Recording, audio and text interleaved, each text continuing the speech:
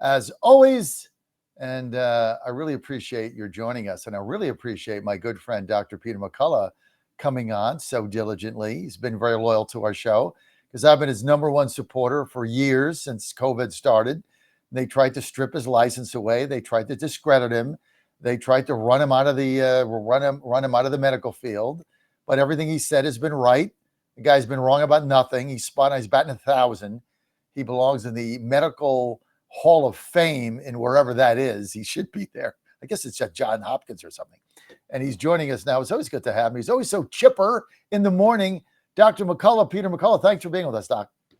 Thank you. Thanks for having me.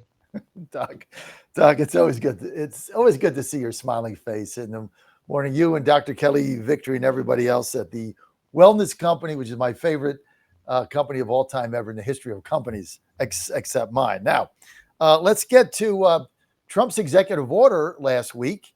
As soon as I saw this come over the wire, I'm like, well, there goes Dr. McCullough again. He's now batting still 1,000.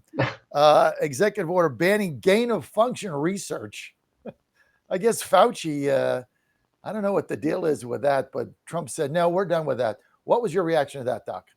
It's a great relief, John. This research that was done in university labs all over the United States, we had over a dozen biosecurity level 4 labs. This is just like Wuhan, China. We're talking about wearing, these contact suits and reverse ventilation. We had over a dozen of those. We had over 140 biosecurity level 3 labs. These can create various viruses, bacteria, and fungi that can get the whole world sick. It's too dangerous to be doing this research, and I'm so happy it's shut down. Well, you know what? I'm so happy the president did that. Should have been done earlier. Dr. McCullough with us. What does give us the history, like this whole gain of function thing that I know Rand Paul was railing on it for some time. He's finally got that brought attention to it. But that and the Patriot Act are the only two things he's actually done that I like. Sidebar. Tell us about why we were funding this.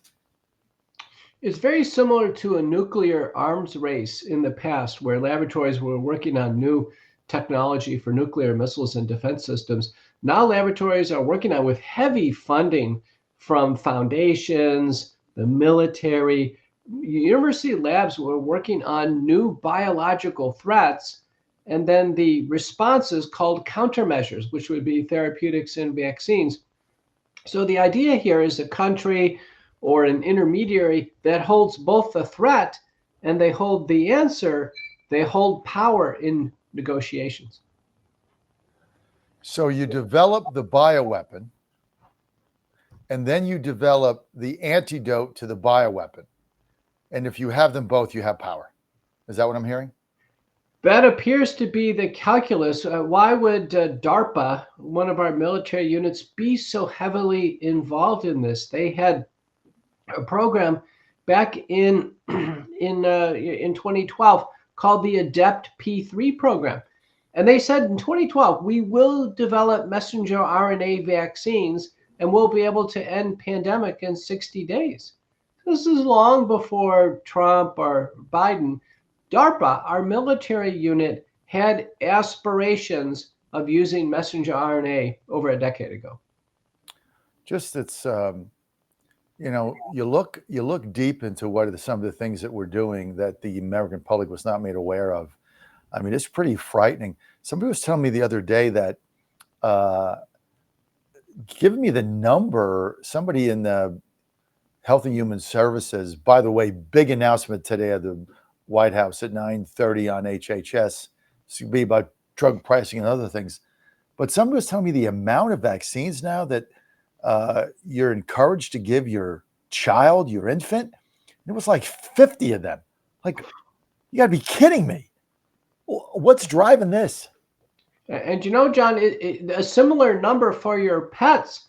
I know you love your cat and people love their cats and dogs. It's the same thing going on with pets. There's almost like a vaccine mania in human and veterinary medicine right now. And it's driven by tremendous profits. The vaccine companies The vaccine market's probably nearly $100 billion. It far exceeds drugs for blood pressure or, cholesterol, what have you. So this is big business. We think the companies are driving it. And the question is, have we reached a safety limit? How much can a little baby take? How much can your cat or dog really take? And if I prescribed 16 drugs to you at one time, John, almost certainly you get sick with a side effect. Now, if I give you one at a time, probably be fine. Between around age 1 year, a child gets 16 different vaccine products, or there's some are in combination injections, but they get 16 essentially all at once. It's just asking for a major side effect like an apnea and sudden infant death syndrome, a febrile seizure with a neuropsychiatric, long-term complication.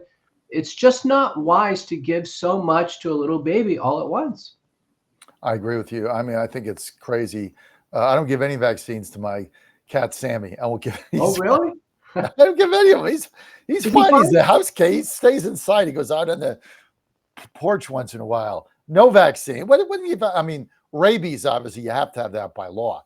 But other than that, I don't give, I take him to the vet, give him his regular shots for things that he needs, checks his teeth, but I don't do any of that.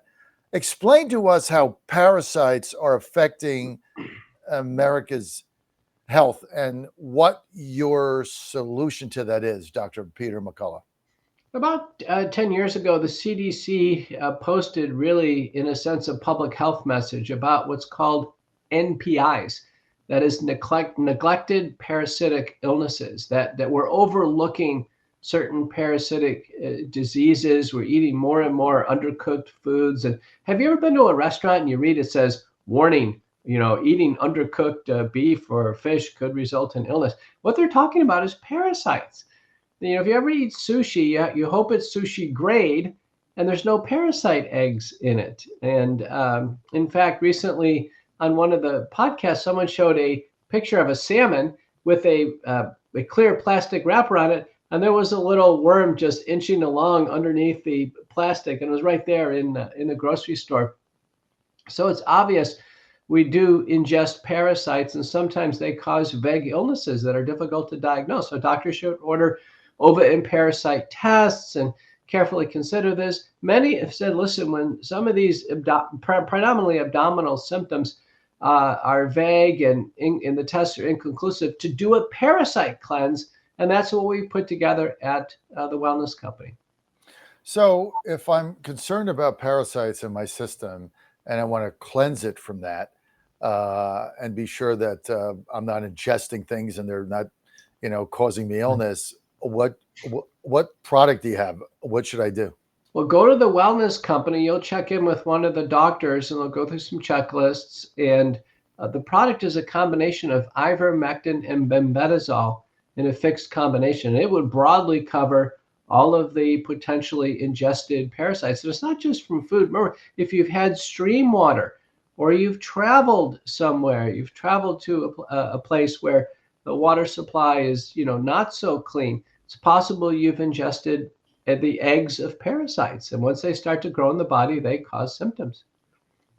So if I just go to TWC, now how long do you have to take this, the product that you've developed, the solution, the antidote to parasites that you developed, how long do I have to take that? Like, what's the period of time?